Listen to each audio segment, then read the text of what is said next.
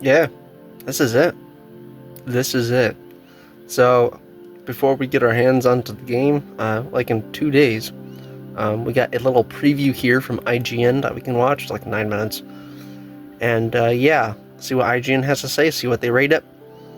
But either way, definitely getting it 19th, early 19th morning, so stay tuned for that.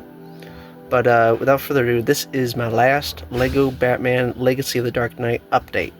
I've been doing this for a long time, several months, ever since the Gamescom 2025, so can't believe it.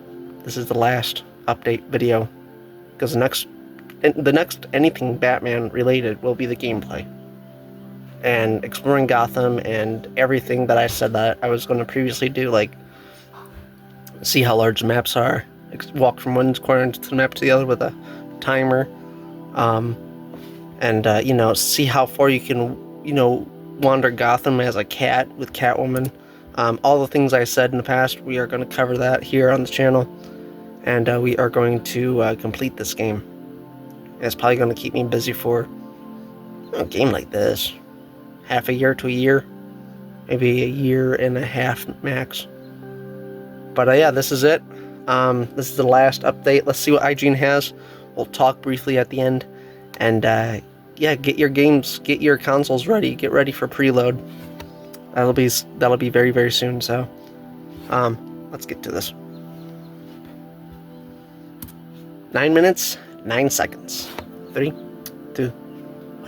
Pains me to say that it has been over a decade since Arkham Knight launched, and we're still waiting for another truly excellent Batman game to take up its mantle. After Bruce Wayne adjacent disappointments in Gotham Knights and Suicide Squad Kill the Justice League, it's understandable why so many have seen LEGO Batman Legacy of the Dark Knight's counter-based combat and immediately pin their hopes on the line drawn between it and Rocksteady's phenomenal trilogy. The comparison is not unfair. After playing 2.5 hours at a recent preview event, it's clear that Legacy of the Dark Knight is something of a diet Arkham. I say that very much as a compliment. It's got a similar detailed open world, with dozens of distractions, fun mission design, and robust combat.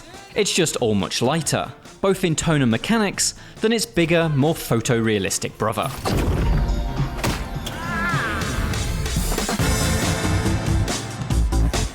The preview demo featured 3 missions from across LEGO Batman's early campaign. The first had me pummeling my way through Penguin's Iceberg Lounge in search of Carmine Falcone, a pursuit based on a sequence from Matt Reeves' incredibly dark The Batman, but re-envisioned with brightly coloured ball pits, a QTE dance number, and a giant mechanical fist that punches doors off their hinges. Later, playing as the Boy Wonder himself, I balanced on tightropes and foiled Two-Face's bombing attempt in a recreation of Batman Forever's introduction to Robin. Rounding out the demo, I beat up monstrous plants in a multi-stage boss fight with Poison Ivy, whose minifigure is based on Batman and Robin's Uma Thurman. Across all 3, I was able to see a solid spectrum of what Legacy of the Dark Knight is capable of. My exploits in the Iceberg Lounge offered the best evidence that LEGO Batman will provide for those seeking Arkham-like adventures. Its frequent brawl pits had me beating Goon minifigures into the dirt, with success practically assured thanks to decade-old muscle memory. Got me! Not again! It's never any more advanced than Arkham's baseline attack, dodge, and tap-to-counter system, with batarangs and grapple gadgets barely offering a deeper layer, but that core formula is undeniably one of the greatest combat systems we've ever had in video games, and it's good to get back to it, even in this comparatively basic form. While I fully expected the fisticuffs, I was surprised to discover that LEGO Batman successfully tries its hand at Arkham's Predator-like stealth too. While you don't need to crouch and hold back on your speed, so long as you stay out of the generously narrow enemy vision cones, you can eliminate entire rooms of enemies one by one, often through the deployment of comedic takedowns, like giving them a noogie or hooking them up to a floating balloon. While nothing I faced in the Iceberg Lounge or beyond posed much of a challenge, there are 3 difficulty options, maxing out at Dark Knight level, which turns off unlimited lives and throws more special enemies into the mix, such as towering bruisers or those armed with guns and shields. While I didn't try this mode myself in the demo, it's the one I expect I'll naturally gravitate to when I play the final release. The call of Arkham, even a plastic echo of it, is hard to ignore. But it's important to recognise that Legacy of the Dark Knight is more than just a shadow of Rocksteady's giant, and that's where the Haley's Circus mission comes in. Playing as Robin during his final performance as part of the Flying Graysons, it's predominantly a platforming level. And while its array of zip wires and rotating jump points are basic when compared to Mario's best gauntlets, it wasn't the pushover I expected. In its more challenging moments, where jumps and moving targets demand timing, I tripped up a couple of times due to overconfidence. There's less magnet-like snapping to secure you in place than you'd expect from what is ostensibly a kid's game. The Poison Ivy boss fight swings the focus back to that slick combat system, but its multiple phases pull you in different directions. As bloom-headed minifigures do their best to distract you, Ivy herself is able to sprout a variety of flora that all demand different tricks to avoid. Be that dodging exploding cacti, leaping over swinging vines, or yanking Ivy from atop a giant plant by using your grappling hook. Again, while this isn't particularly challenging on the standard difficulty, it's nonetheless absorbing thanks to the energetic pace and constant switching of attacks and appropriate reactions. I expect this to be particularly fun when played in co-op, especially alongside kids getting their first real taste of the bat. Things shift gears again when Ivy summons her double-headed Snapdragon and a new set of attack patterns must be avoided, including jumping between giant leaves as they dissolve in acid. This doesn't look eco-friendly. I'll admit that I'm no LEGO game aficionado, and have spent little time with 2022's LEGO Star Wars The Skywalker Saga, which saw developer TT Games push further into traditional video game territory. But I can certainly say that, across these missions, I was left with the sense that this is the best feeling LEGO game that I've personally played. So far, it seems more fully formed and wider scoped than the bash around fun LEGO IP games of the early 2010s. I suspect the real key to its success though will be its open world.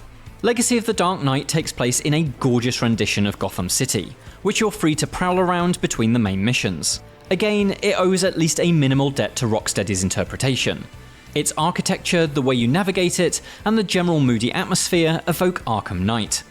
But the wider palette of influences means there's a fun array of billboards, shops, and other points of interest that evoke the Art Deco animated series and a lifetime of cinema visions. Together, they feel cohesive, and create a very classic feeling version of DC's most important metropolis. Careful, Catwoman. These guys didn't come to play. While the city's footprint appears small when compared to grown-up open worlds, it is generously peppered with activities and distractions. These, of course, include Riddler trophies, as well as their new sibling, the Clue Master puzzles, which, for example, ask you to seek out 3 items based on picture hints.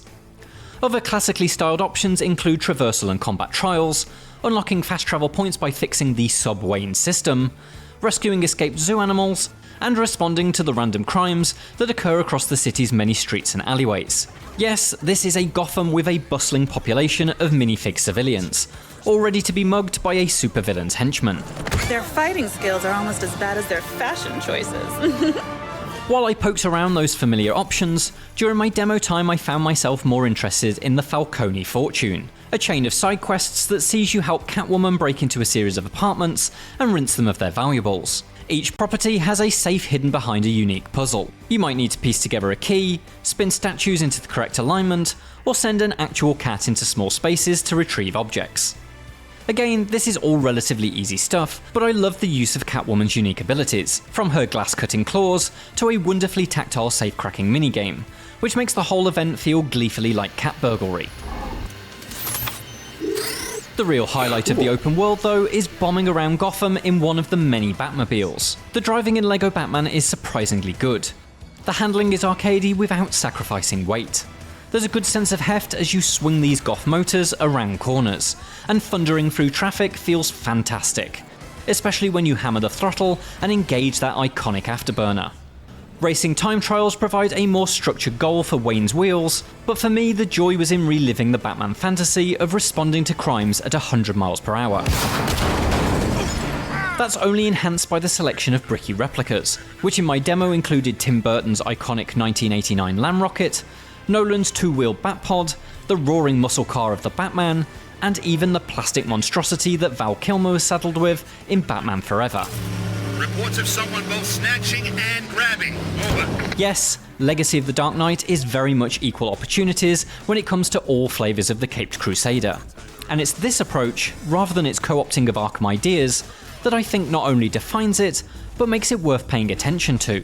By gluing together plastic recreations of the Dark Knight's big screen outings and retelling them in a gorgeous open world, TT Games has created what appears to be a wonderful, joyful, and significant evolution of what LEGO IP games have always been.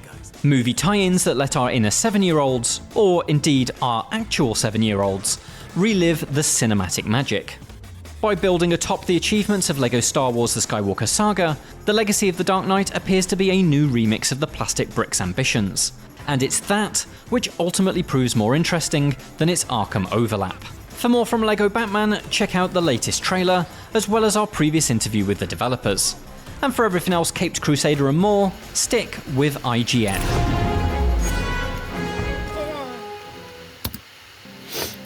Well, first of all, they didn't really give a rating or a score yet, but honestly, I think it's going to be like a 9, 8 or a 9.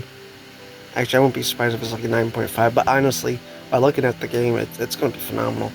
I can't wait to get my hands on it. We are within the 48-hour window.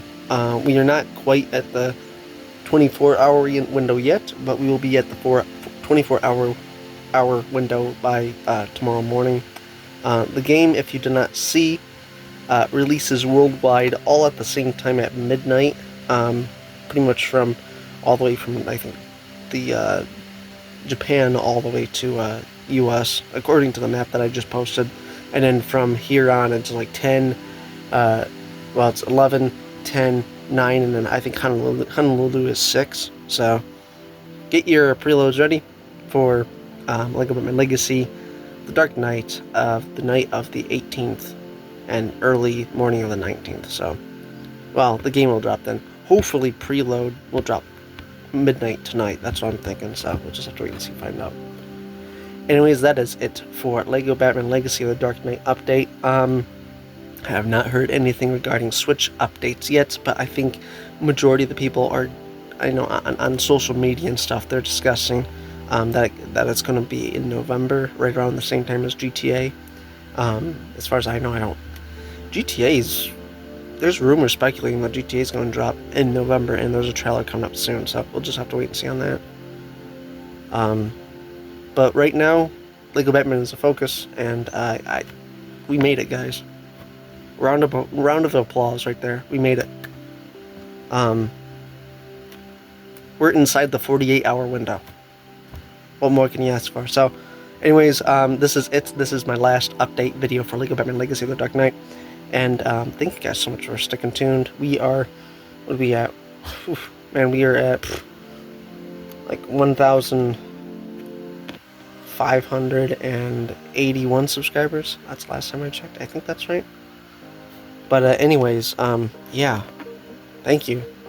Let's get up to 1,600, shall we? Subscribe. See you guys later.